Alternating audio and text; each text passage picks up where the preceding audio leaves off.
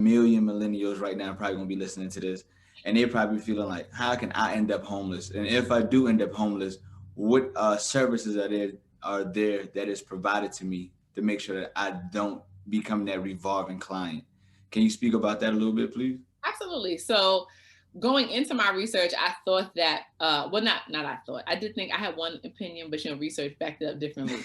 So based on how they define the millennial generation, we are narcissistic. We're called the selfie generation. We're only concerned with ourselves. We're living with our parents for longer periods of time. We're choosing not to live this alleged American dream that was outlined for us prior to, right?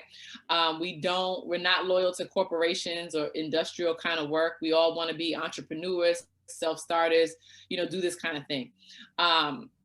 In doing my research, a lot of them, and the other thing is we're allegedly the highest undergrad degreed generation. So that's how I went into the research.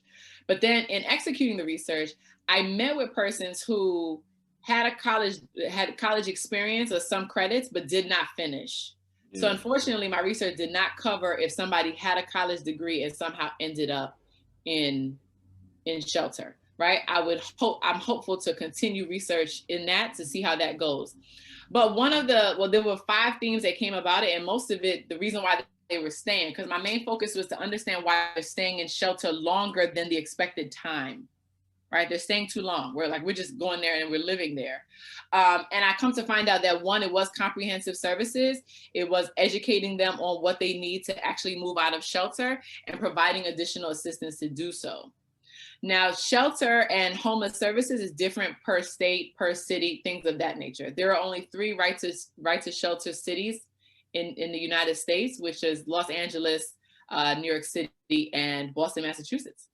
So every other city in the country has different regulations. Some shelters are only 30 days, some shelters are only 90 days. In New York City, you can just kind of live here. Don't come to New York City to live here, but you can kind of live here.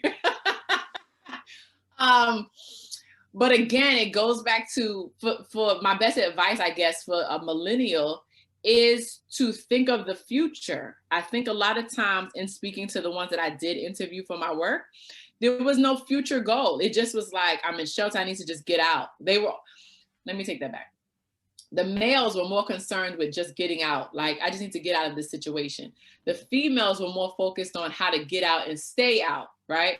So, and that could have just been the luck of those persons I interviewed, but we have to think about what's the long-term goal. I think as a generation, we don't think about when we retire, Other research says other stuff like we have more diseases than our parents. We have, all those kind of things. So we're not thinking of when we're 75, 80. We're just thinking about what I'm going to do next year for my birthday. Yeah.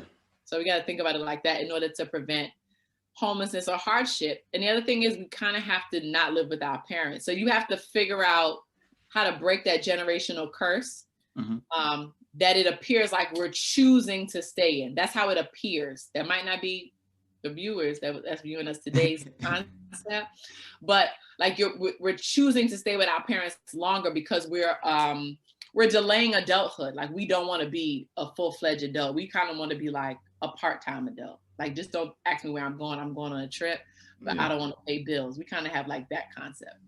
I feel you. I know what it is because I have talked to friends and like whatever, and like after high school, undergrad, they're still at home, and it's like, yo, on the outside looking in, I'd be like a little bit jealous because I'd be like, man, I know they stacking up that money